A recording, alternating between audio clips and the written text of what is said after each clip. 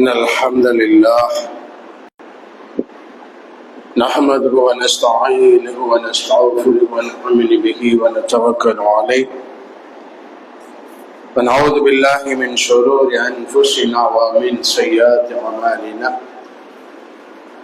من يهده الله فلا مضل له ومن يضلل فلا هادي له أشهد أن لا إله إلا الله وحده لا شريك له ونشهد أن محمدا عبده ورسوله أما بعد يا أيها الذين آمنوا اتقوا الله حق تقاته ولا تموتن إلا وأنتم مسلمون يا أيها الذين آمنوا اتقوا الله وقولوا قولا سديدا يصلح لكم أعمالكم ويغفر لكم ذنوبكم ومن يطع الله ورسوله فقد فاز فوزا عظيما اللهم صل على محمد وعلى آل محمد كما صليت على إبراهيم وعلى آل إبراهيم إنك حميد مجيد اللهم بارك على محمد وعلى آل محمد كما باركت على إبراهيم وعلى آل إبراهيم إنك حميد مجيد أرسله بالهدى ودين الحق ليظهره على الدين كله ولو كره المشركون. அன்புக்குரிய சகோதர சகோதரிகளே, அல்லாஹ்வுடைய மாபெரும் கருணை, அவனது பேரருள் வற்றாத கருணை, புண்ணியம் நிறைந்த ஒரு மாதத்தில் நம்மை நுழைய செய்து அவன் தரக்கூடிய கூலி எதிர்பார்த்து எல்லாவித நன்மைகளையும் செய்யக்கூடிய ஒரு வாய்ப்பை அல்லாஹ் நமக்கு வழங்கி இருக்கின்றார். மாணவர்களே, இந்த பூமியில் நமக்கு தரப்பட்ட வாழ்க்கை அற்பமானது, நிரந்தரமற்றது, நிலை இல்லாதது, தற்காலிகமானது. இதை பல முறை நம்முடைய செவிகளில் உபதேசத்தின் மூலமாக நாம் கேட்டிருக்கின்றோம். இந்த பூமியில் நமக்கு தரப்பட்ட அவகாசம் என்பது ஒரு தேர்வு கூடம் என்பதை நாம் புரிந்து கொள்ள வேண்டும். இந்த பூமியில் வாழுகின்ற பொழுது நல்ல அமல்களை செய்யக்கூடியவர்கள் யார்? அந்த அமல்களுக்கான மதிப்பெண்களை சிறந்த முறையில் பெறுபவர் சொர்க்கத்தை பெறுவார். அந்த மதிப்பெண்களை பெறுவதில் தோல்வி அடைந்தவர் நரகத்தை பெறுவார் என்ற ஒரு முன்னரையின் புத்தகமாகத்தான் இந்த வாழ்க்கை நமக்கு தரப்பட்டிருக்கின்றது. இந்த அடிப்படையில் அன்பானவர்களே, நாம் இந்த பூமியில் செய்து போன அத்துணை அமல்களுக்கு உண்டான கணக்கை மறுமை நாளில் எல்லாவற்றிலே கொடுக்க உள்ளது. அப்படி கொடுக்கின்ற பொழுதுதான், அதில் தேர்ச்சி பெற்றால்தான், அல்லாஹ்வுடைய திருப்தியை நாம் அடைந்தால்தான் நிச்சயமாக நமக்கு சுவர்க்கம் காத்திருக்கின்றது. இந்த அடிப்படையில் அன்பானவர்களே, அல்லாஹ் ரப்பல் ஆலமீன் இந்த பூமியில் நமக்கு தரப்பட்ட அந்த வாழ்க்கையின் ஒட்டுமொத்த நீளத்திற்கும் உண்டான கணக்கை மறுமை நாளில் நம்மிடத்திலே கேட்பார். ஆட்சியாளருடைய கணக்கு வழக்குகளுக்காக, ஆட்சியாளருடைய சட்ட திட்டங்களுக்காக அரசாங்க அதிகாரிகள் நம்மிடத்தில் நமது பொருளாதாரத்தை, வியாபாரத்தை, நமது தொழிலை குறித்து கேட்டு விடுவார்கள் என்பதற்காக அவர்களுக்கு கட்டுப்படக்கூடிய, அதற்காக பயப்படக்கூடிய, அதற்காக கணக்கு வழக்குகளை முறையாக தயார் செய்யக்கூடிய நான் நிச்சயமாக ஒரு நாளில் என்னை படைத்த இறைவனை சந்திப்பேன். சந்திக்கின்ற பொழுது எனக்கான விசாரணை நடக்கும். நான் இந்த பூமியில் செய்து போன அத்துணை செயல்பாடுகளுக்கு உண்டான கணக்கு வழக்குகள் என்னிடத்தில் கேட்கப்படும் என்று என்றைக்காவது ஒரு நாளில் ஒரு முறையாவது பயந்து நின்றிருப்போமா என்று சொன்ன கேள்வி கொடுத்தார்.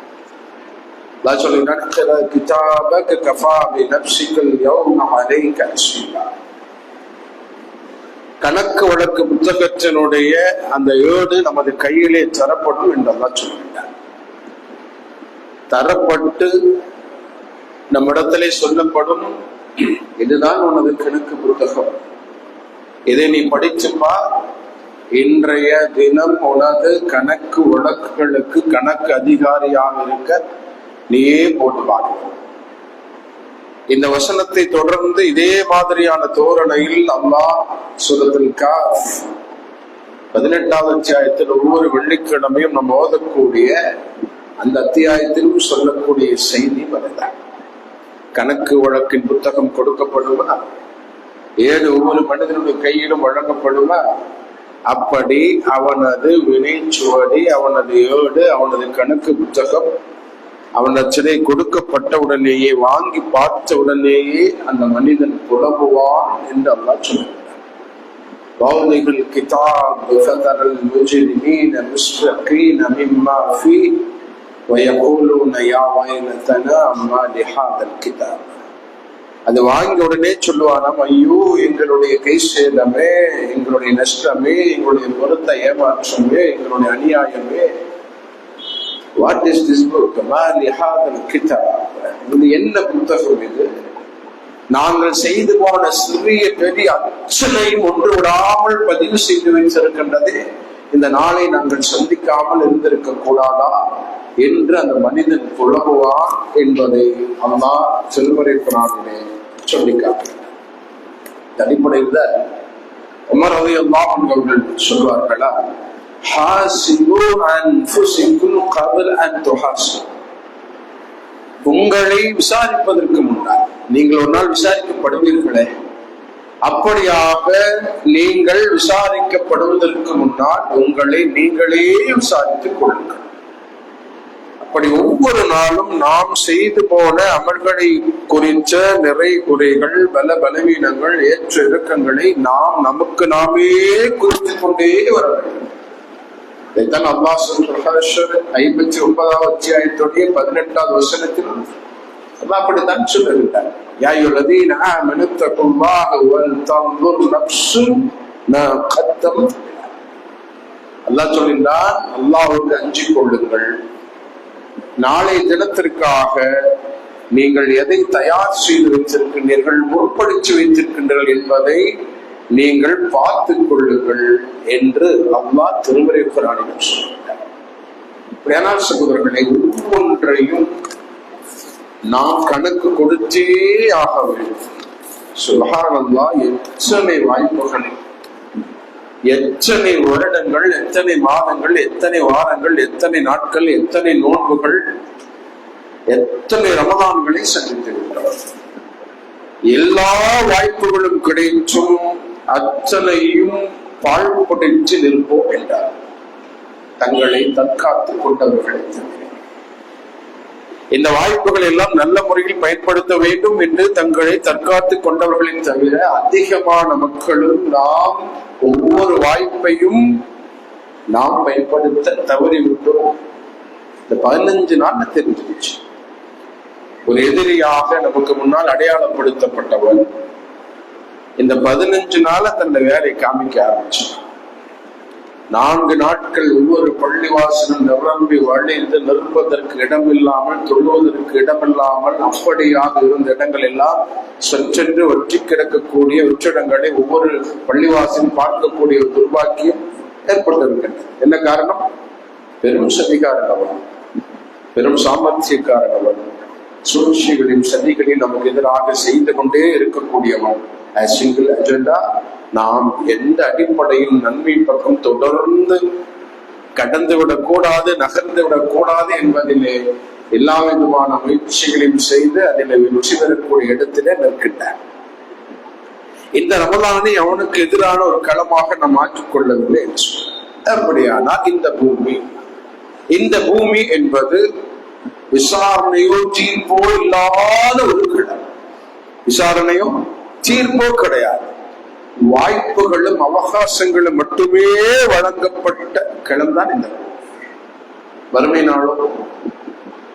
நாளும் ஒருபோதும் எந்த அவகாசமும் வாய்ப்பும் வழங்கப்படாத ஒரு களம். விசாரணையின் தீர்ப்பு மட்டுமே இருக்கக்கூடிய ஒரு களம். ஆனால் பாருங்களேன், பெரிய துரதிர்ஷ்டம். அல்லாஹ் பாதுகாக்க வேண்டும். வீதிகளிலே ஒவ்வொரு பள்ளிவாசலிலும் இரவு தொழுகையும், இஷாவுடைய தொழுகையும், இரவு தொழுகையும் என இரவு நேர மார்க்க உரைகளும் நடந்து கொண்டிருக்கக்கூடிய நேரத்தில் கூட நமது பகுதியைச் சேர்ந்த இளைஞர்கள், சில இளைஞர்கள் ஒவ்வொரு வீதிகளிலும் விளையாட்டோடு தொடர்புடையவர்களாக தங்களுடைய நேரத்தை கழித்துக் கொள்வார்கள். நமது பகுதியில் வேறு எங்கும் அல்ல, கேரம்போர்டை வைத்துக் கொண்டு 8-10 நபர்களாக ஆங்காங்கே அந்தந்த வீதிகளிலே நின்று கொண்டு எல்லா விதமான அமல்களும் இந்த மாதத்தில் செய்யலாம் என்ற உபதேசங்கள் நிறைய கொட்டி கிடக்கக்கூடிய இந்த காலத்தில் கூட அதை பற்றி எந்த விதமான சட்டை இல்லாமல் அலட்சிய மனோபாவத்தோடு வீணான பொழுதுபோக்குகளில் தங்களுடைய நேரத்தை கழித்துக் கொண்டிருப்பார்கள் என்று சொன்னால் சமூகம் எங்கே போய் கொண்டிருக்கின்றது? என்ன செய்ய போகிறோம்? என்ன செய்ய போகிறோம்? அடிப்படையில் மாணவர்களே, மார்க்க அறிஞர்கள் சொல்லுகின்றார்கள், சோதனைகளிலேயே பெரிய சோதனை என்ன தெரியுமா?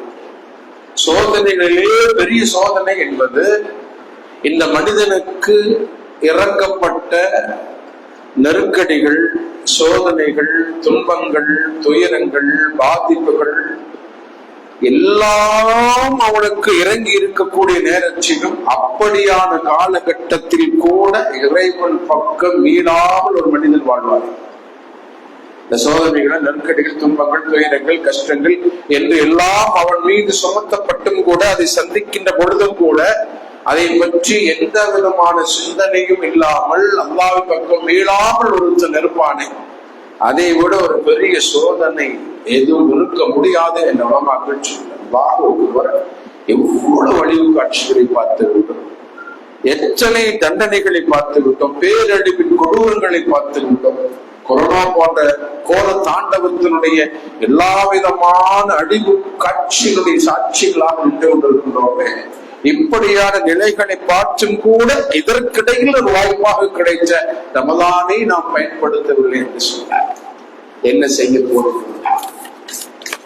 ஆனால் அல்லாஹ்வுடைய தூதர் நாயகம் ஸல்லல்லாஹு அலைஹி வஸல்லம் அவர்கள் சொல்லக்கூடிய செய்தி வந்து, யார் ரமலான் மாதத்தை அடைந்தும் அதிலே பாவ மன்னிப்பு கோராமல் அந்த மாதத்தை, பாவ மன்னிப்பு கேட்காமல் அந்த மாதத்தை கடந்து சென்றார், அவர்கள் மீது சாபம் உண்டாகட்டும் என்று நபிமொழியில் பார்க்கின்ற பொழுது ஒரு அச்சமாக இருக்கின்றது. இந்த மாதம் கிடைச்சும் போது அதை நன்மைக்காக மாற்றாமல், அதிலே அல்லாஹ்வின் பக்கம் மீளாமல், அதிலே தௌபா கேட்காமல், பாவ மன்னிப்பு கேட்காமல் கிடைத்த எல்லா வாய்ப்புகளையும் தவறவிட்டால் என்ன செய்ய போகின்றோம்? எப்பொழுதும் மாற போகின்றோம்.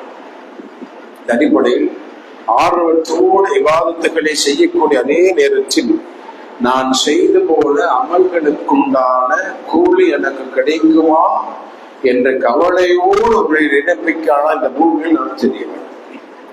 நமக்கெல்லாம் நாம் செய்து போனதுக்கெல்லாம் ஒரு பெரிய குவியலை பெறுகின்றோம் என்ற நப்பாசையோடையே தெரிந்து கொண்டிருக்கின்றோம். இந்த பூமி அல்ல, ஒரு கவலை வேண்டும் நமக்கு. எப்படியான கவலை? நான் செய்து போன இந்த அமல்களுக்கெல்லாம் அல்லாஹ் கூலியை தருவானா? அது அங்கீகரிக்கப்பட்டிருக்குமா? அது ஏற்றுக்கொள்ளப்பட்டிருக்குமா? அதற்கான பலன் கிடைக்குமா என்ற கவலையோடையே இந்த பூமியில் தெரியக்கூடிய மனிதர்களாக நாம் மாறவில்லை என்று சொன்னார்.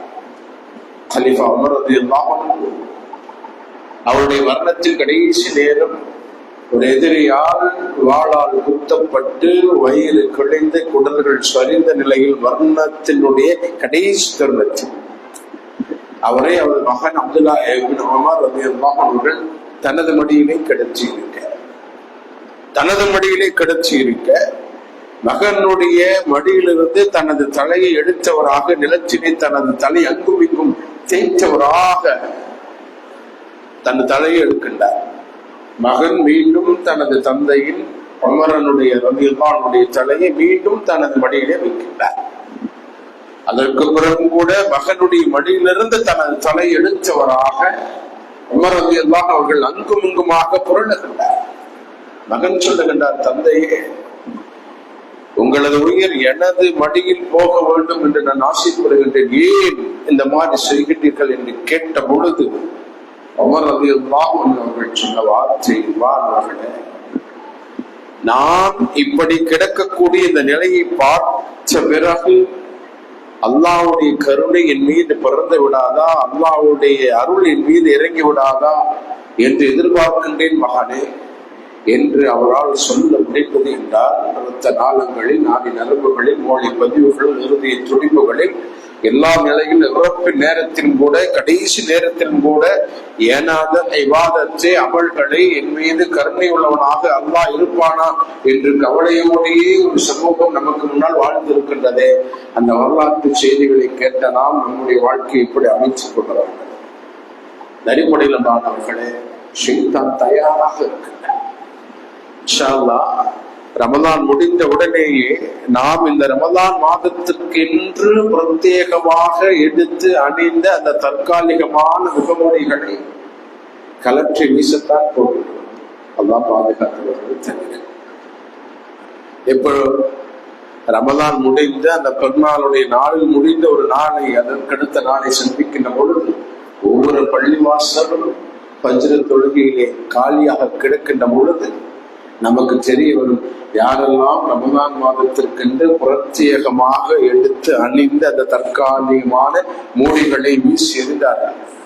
அதற்கு அடுத்த நாள்கள் வீதிகளில் நடந்து செல்கின்ற பொழுது அந்த முகமூடிகள் எல்லாம் நம்மை பார்த்து பள்ளி இருக்கின்றானே, நம்மை பார்த்து ஏளனமாக சிரிக்கும் தானே, நம்மை பார்த்து நீதான அந்த மனிதன் என்று நம்மை பார்த்து சிரிக்கின்ற பொழுது ஒரு வெட்கம் வேண்டாமா, குற்ற உணர்வு வேண்டாமா?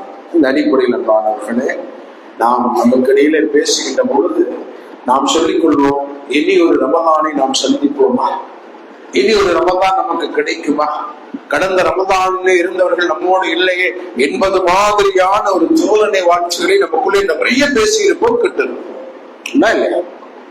இனி ஒரு ரமலான் நமக்கு கிடைக்குமா, வாய்ப்பு உண்டா, அதற்கு சாத்தியம் உண்டா என்றெல்லாம் பேசக்கூடிய நேரத்தில் இனி ஒரு ரமலான் என்னன்னா, இந்த நோன்பை 14வது நோன்பை நோற்றிருக்கின்றோமே, இந்த 14வது நோன்பை நோற்றனா அந்த நோன்பை சிறப்பதற்குண்டான 6:33 மணிக்கு இன்ஷா அல்லாஹ் அல்லாஹ் நாடினால் அந்த நோன்பை சிறப்பதற்காக நம்ம எத்தனை பேர் உயிரோடு இருப்போம் என்ற உத்தரவாதம் இல்லாத உலகத்தில் தானே வாழ்ந்து நோன்பை திறக்கிறதுக்கு நாம் தான் பேச இனி ஒரு ரமலான் கிடைக்குமா, இனி ஒரு வாய்ப்பு கிடைக்குமா என்று பேசக்கூடிய நாம் புரிந்து கொள்ள வேண்டும், இன்றைய நாளினுடைய வெள்ளிக்கிழமையினுடைய நோன்பை சிறப்பதற்குண்டான என்ன அவகாசம் உத்தரவாதம் இல்லாத உலகத்தில் நான் வாழ்ந்து கொண்டிருக்கக்கூடிய நேரத்திலே மாணவர்களே ஷைத்தானை மேம்பட்டுக் கொள்ள வேண்டும், ஷைத்தானை எதிரியாக பார்க்க வேண்டும், அவனது வலையில் ஒருபோதும் விழுந்து விடாமல் மிக கவனமாக இருக்க வேண்டும். ஈமானி அம்சத்தை இஹ்சானியத்தோடு நாம் நம்முடைய அமல்களை அமைத்துக் கொண்டால் மட்டுமே அது சாத்தியமாகும் என்பதை புரிந்து கொள்ள வேண்டும். 7வது அத்தியாயத்தில் 201வது வசனத்தில் அல்லாஹ் சொல்கிறார், இன்னல்லதீன தக்கவு இதா மஸ்ஸகும் தாயிஃபுன் மினஷ் ஷைத்தானி ததக்கரு ஃபைதா முஷ்ரிக். நிச்சயமாக அல்லாஹ்வை பயப்படக்கூடிய மனிதர்கள் யார் என்றால் அல்லாஹ் அடையாளப்படுத்துகின்றார். அந்த அடையாளம் என்ன தெரியுமா? அல்லாஹ்வை பயப்படக்கூடிய மனிதர்கள் யார் என்றால் ஷைத்தானுடைய ஊசலாட்டம் தங்களை சமீபிக்கின்ற பொழுது சற்றென்று அதிலிருந்து சுதாரித்துக் கொள்வார்கள், வெளிப்படைந்து கொள்வார்கள். எப்படி இருக்கும் அவனுடைய பக்குவம், எப்படி இருக்கும் அவருடைய செயல்பாடின் வெளிப்பாடு? நபி யூசுப் அலைஹிஸ்ஸலாம் அவர்களை ஒரு பெண் இச்சைக்கு அழைத்த பொழுது தந்தை சகோதரர்கள் எல்லாம் பிரிந்து வந்து அந்த நாட்டில் அடைக்கலமான பொழுது அவர்களை வளர்த்தெடுக்கக்கூடிய பொறுப்பிலேயே இருந்த அந்த ஒரு பெணி அவர் மீது ஆசை கொண்டு, விருப்பம் கொண்டு, காமம் கொண்டு, காதல் கொண்டு அவரை இச்சைக்கு அழைத்த பொழுது மறுத்து நின்ற தருணங்கள் எல்லாம் இறுதியாக அவருக்கு சொல்லப்பட்டது. எல்லாவற்றிலுமாக விலகி விலகி விலகி போகக்கூடிய நேரத்தில் ஆட்சி அதிகாரம் கையில் இருக்கக்கூடிய அந்த திமிரின் காரணமாக அவருக்கு சொல்லப்பட்டதே, இனி எனது ஆசைக்கு நீ இணங்கவில்லை என்று சொன்னால் உன்னை சிறையிலே தள்ளுவேன். இதுதான் ஷைத்தானுடைய சூழ்ச்சி. ஷைத்தானுடைய வழி இப்படித்தான் இருக்கும். நாம் அடிக்கடி சொல்வதுண்டு அன்பானவர்களே, ரகசியங்களிலும் தனிமைகளிலும் நாம் அல்லாஹ்வை பயந்து கொள்ள வேண்டும். வெளிப்படைகளில் அல்ல, சமூகம் பார்க்கக்கூடிய இடத்தில் அல்ல, குடும்பம் நம்மை பார்த்து கொண்டிருக்கக்கூடிய நிலையில் அல்ல, நண்பர்களுடைய பார்வைக்கு முன்னால் அல்ல, எல்லா நிலையிலும் அல்லாஹ்வை பயப்படக்கூடிய அந்த பக்குவத்தை வளர்த்துக் கொள்வதனுடைய உச்சம் யாருடைய பார்வைப்படாத தனிமையில் ரகசியங்களில் நம்மை என்ன சைத்தானுடைய ஊசலாட்டத்தை தற்காத்துக் கொள்கிறோம். நல்ல யதார்த்தம் மாணவர்களே, வாய்ப்புகளும் சந்தர்ப்பங்களும் நம்முடைய வாசலை தட்டாத உரைதான் நம் யோக்கியங்கள். வாய்ப்புகளும் சந்தர்ப்பங்களும் சூழலும் நம்முடைய வாசலை தட்டாதவரை நம்மை சமீபிக்காத உரைதான் நம் யோக்கியங்கள். அந்த வாய்ப்புகளும் சூழலும் சந்தர்ப்பங்களும் நம்மை சமீபித்து விட்டால் தெரியும் நமது வண்டவாளர்கள் அதற்கான ஒரு பயிற்சியாகத்தான் இருப்பதால். எப்படி இந்த மாத்திரம் ஓரளவு பயந்து நின்றோம், ஓரளவு பயந்து நின்றோம். அப்ப சொல்லப்பட்டது, நீ எனது ஆசைக்கு இணங்காவிட்டால் உன்னை சிறையை நிறுத்தவில்லை. அப்பொழுது அவர் உதித்த வார்த்தை அதான், அல்லாவின் மீது நம்பிக்கை கொண்ட, அல்லாவை முற்றிலுமாக பயப்படுகின்ற, எல்லா நிலையிலும் அல்லாவை அஞ்சி வாழுகின்ற மனிதர்களுக்கு சாத்தியமாக கூடியது கால ரப்பி சிஜ்ன் அஹப்ப இலைய மிம்மா யதுஊனனி இலைஹி. யா அல்லாஹ், எந்த மானக்கேடான காரியத்தை நான் செய்ய வேண்டும் என்று இவர்கள் எதிர்பார்க்கின்றார்களோ, என்னை நிர்பந்திக்கின்றார்களோ, அதை விட சிறைச்சாலை எனக்கு போதுமானது, சிறைச்சாலை எனக்கு போதுமானது என்று யூசுப் நபியால் சொல்ல முடிந்தது என்று சொன்னால், எல்லா நிலையிலும் அல்லாஹ்வை நாமும் பயந்திருந்தால் நமக்கு சாத்தியம். அதே மாதிரியான ஒரு வரலாறு தான் கலீஃபா உமர் ரலியல்லாஹு அன்ஹுடைய வரலாற்றை நிறைய செய்திகளை நாம் பார்த்திருப்போம், கேட்டிருப்போம். உமருடைய நல்ல பழக்கம் இரவு நேரத்திலே உலா வருவது அவருடைய ஒரு வழக்கம். அப்படியாக தனது ஆட்சி காலத்தில் ஜனாதிபதியாக பொறுப்பேற்றுக் கொண்டிருந்த அந்த தருணத்தில் ஒரு இரவு நேர உலா வருவதனுடைய சூழலை அப்படியாக போய்கொண்டிருக்கின்ற பொழுது தனது ஆட்சியின் கீழ் வாழக்கூடிய பிரஜைகள், குடிமக்கள் எப்படி வாழ்ந்து கொண்டிருக்கின்றார்கள் என்பதற்குண்டான ஒரு பரீட்சார்த்த முயற்சி. அந்த பரீட்சார்த்த முயற்சியில் அப்படியான உலா வருதலிலே அப்படி தூரத்தில் ஒரு வெளிச்சக்குள்ளை பார்க்கின்றார். ஏன் இந்த நேரத்தில் அந்த வீட்டிலே விளக்கு எரிய வேண்டும் என்ற யோசனையோடைய அந்த வீட்டை நெருங்கிக் நெருங்குகின்றார் கலீஃபா உமர். வீட்டிலே இருந்தது வேறு யாரும் அல்ல, போருக்கு போயிருக்கக்கூடிய கணவன், வீட்டிலே தனிமையில் இருக்கக்கூடிய இளமணி. கணவன் போருக்கு போயிருக்கின்றார், நீண்ட நாட்கள் ஆகிவிட்டது. தனிமையில இருக்கக்கூடிய இளமணி வீட்டை நெருங்க நெருங்க நெருங்க நெருங்க சில கவிதை வரிகள் அமருடைய செவியிலே வந்து விடுகின்றன. என்றாலும் புரியவில்லை. வீட்டை மிக நெருக்கமாக சமீபித்து மிக அருகிலே தனது காதை வைத்து அந்த கவிதை வரிகளை கேட்கின்றார். பொதுவாக அரபுகளுடைய வழக்கம் தங்களுடைய எல்லா வெளிப்பாடையும் கவிதைகளாகத்தான் வெளிப்படுத்துவார். தங்களுடைய அன்பு, தங்களுடைய பாசம், தங்களுடைய வெறுப்பு, தங்களுடைய கோபம், தங்களுடைய காதல், தங்களுடைய காமம், என்ன தங்களுடைய கோபத்தை கூட இயேசுவதை கூட கவிதையாகத்தான் வெளிப்படுத்துவார்கள். அப்படியான பழக்கம் கொண்டவர்கள். அப்படியான வார்த்தை வெளிப்பாடை செவிமடுக்கின்றார். அந்த பெண் சொன்னது வேறு ஒன்றுமல்ல, மாணவர்களே, இறையச்சத்தின் குடியில் நின்றுதான் நான் என் வாழ்க்கை அமைத்துக் கொண்டிருக்கின்றேன் என்று சொல்லக்கூடிய நம் அனைவருக்கும் உண்டான பாடம், தனிமையிலும் ஒரு இறை நம்பிக்கையாளர் எப்படி இருக்க வேண்டும் என்று சொல்றாங்க. இந்த வார்த்தை வரிகள் என்ன தெரியுமா? காரிருள் நீண்டு செல்கின்றதே, நாட்களும் கடந்து செல்கின்றதே, கொஞ்சி விளையாட கணவன் அருகிலே இல்லையே, அல்லாஹ்வின் மீதான அச்சம் மட்டும் இல்லாமல் போய் இருக்குமே, ஆனால் இந்த கட்டிலில் கால்கள் குறுங்கி இருக்குமே. புரிஞ்சிருக்கும் நினைக்கிறார். புரியலன்னா வீட்டுக்கு போய் யோசிச்சு பாருங்க. காரிருள் நீண்டு செல்கின்றதே, நாட்களும் கடந்து செல்கின்றதே, கொஞ்சி விளையாட கணவன் அருகிலே இல்லையே, அல்லாஹ்வின் மீதான அச்சம் மட்டும் இல்லாமல் போய் இருக்குமே, ஆனால் இந்த கட்டிலின் கால்கள் குறுங்கி இருக்குமே. ஆனாலும் அல்லாஹ்வின் மீதான பயமும் வெட்கமும் மட்டும் எனக்கு போதுமே, எனது கருப்பை பாதுகாப்பது எனது கடமை இல்லவோ. இந்த வார்த்தையை கேட்டது மாடி போனார் கலீஃபா உமர் ரலியல்லாஹு அன்ஹு. வேக விரைவாக ஓடினார். தனது மகள் ஹப்ஸா ரலியல்லாஹு அன்ஹா அவருடைய வீட்டார். உடனடியான மஷூரா, ஆலோசனை கூட்டம். என்ன, ஒரு கணவனை பிரிந்து மனைவி பிரிந்து கணவன் எத்தனை நாட்கள் இருக்கலாம் என்று மசோரா செய்யப்பட்டு உடனடியாக பிறக்கின்றது ஜனாதிபதியின் கடிதம். யுத்த பூமிக்கு போர்க்களத்தில் இருக்கக்கூடிய தளபதிகளுக்கு கடிதம் பறக்கின்றது. என்ன இந்த நாட்களை தாண்டி யாரெல்லாம் படைகளிலே போர்க்களத்திலே யுத்த பூமியில இருப்பார்களோ அவர்கள் எல்லாம் திரும்ப வீட்டுக்கு அனுப்புவார்கள்.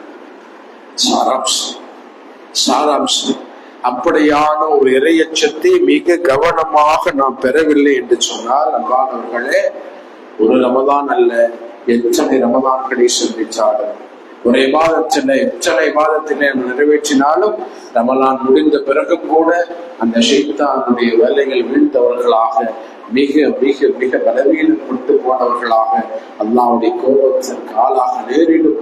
அந்த அடிப்படையில் அல்லாஹ்வுடைய கோபத்தை பெற்ற மனிதர்களாக இந்த பூமியில் வாழ்ந்து மறுமையில் அல்லாஹ்வை சந்திக்கின்ற பொழுது ஒரு பாவியாக நாம் சந்திக்கவே கூடாது. என்ன செய்ய போகின்றோம்? மாற வேண்டும் தானே. சொல்றதை போல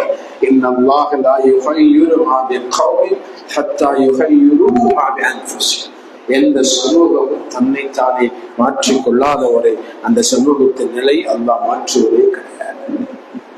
எவ்வளவு குறைபாடுகளோடு, எவ்வளவு பேணுதல் பலவீனங்களோடு, இந்த துனியாவின் மீதான ஆசைகளோடு, இப்படியான ரமதான் என்ற அற்புதமான ஒரு வாய்ப்பு கிடைச்சும் கூட அதன் பயன்படுத்த தவறியவர்களாக நாம் இருப்போம் என்று சொன்னால் மாற வேண்டும். நாம் என்ன செய்ய போகின்றோம்? இனி 14 நோன்புகளை தொட்டு இருக்கின்றோம். இனி உள்ள மிச்ச நாட்களை எல்லா நிலையும் நெற்றி முதல் பாதம் வரை ஒட்டுமொத்த உடலையும் அல்லாஹ்வுடைய பாதையில், அல்லாஹ்வுடைய விருப்பத்திற்கு, அல்லாஹ்வுடைய திருப்திக்குரிய வகையில் நாம் நடத்தவும். ஒவ்வொரு உறுப்புகளையும் அல்லாஹ்வுடைய வணக்க வழிபாடுகளிலே நாம் ஈடுபடுத்த வேண்டும். அப்படியாக நாம் ஈடுபடுத்தி நமது நாட்களை கழித்தால் அதுவும் பதிவு செய்யப்படும். மறுமை நாளில் அல்லாஹ்வை சந்திக்கின்ற பொழுது அப்படியான நன்மைகள் நிறைந்த கணக்கு புத்தகம் நமது கையிலே ஒப்படைக்கப்படும். இல்லை என்று சொன்னார். அதில் நாம் முயற்சிக்கவில்லை என்று சொன்னால் நம்முடைய அச்சுடைய வாழ்க்கையின் செயல்பாடுகள் வெற்று காகிதங்களாக, குப்பை கூலங்களாக, கசக்கி எறியப்பட்ட வெற்று தாள்களாக நமது கையில் ஒப்படைக்கப்படும். அப்படியான துரதிருஷ்டம் பெற்ற ஒரு மனிதனாக வறுமை நாளில் நாம் கை செய்யப்பட்டு நின்று விடக்கூடாது என்று சொன்னால், அன்பானவர்களே, இந்த வாய்ப்பை மிக மிக மிக மிக பயனுள்ள வாய்ப்பாக பயன்படுத்தக்கூடிய நல்ல பக்குவத்தை உலகம் நம் அனைவருக்கும் தருவாராக. அல்ஹம்துலில்லாஹ்.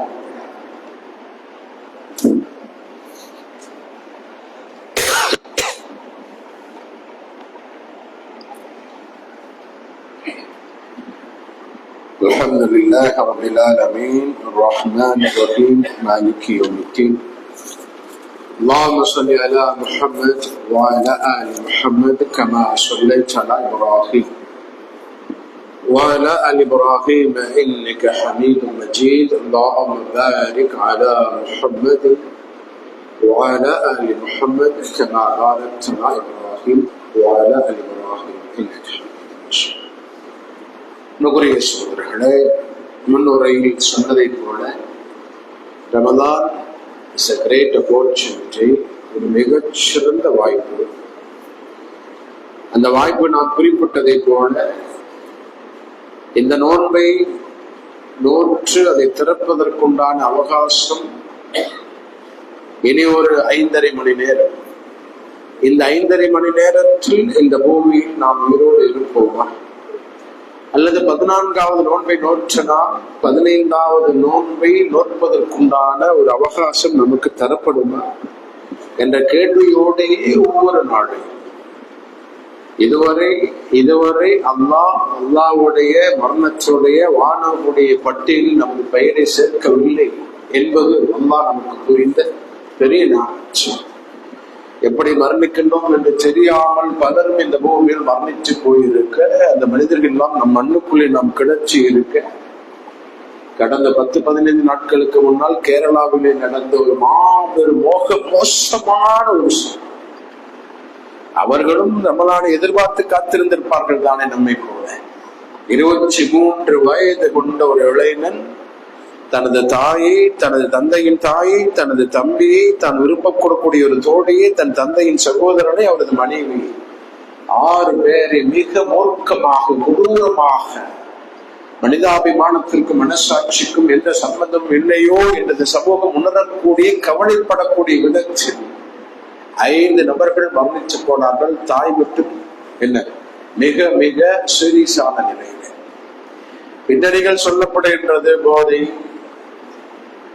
அடிக்ட், போதை பழக்கம், கடன் தொல்லை என்று நிறைய காரணங்கள் சொல்லலாம். அந்த காரணங்களை தாண்டி நாம் பார்க்க வேண்டியது, நாம் எதிர்பார்த்து காத்திருந்ததை போலவே தான் அந்த குடும்பம். பெரிய வீடு, தந்தை துபாயிலே, ஆடம்பரமான வாழ்க்கை தான், பெரிய ஆடம்பரமான வீடுகள் தான்.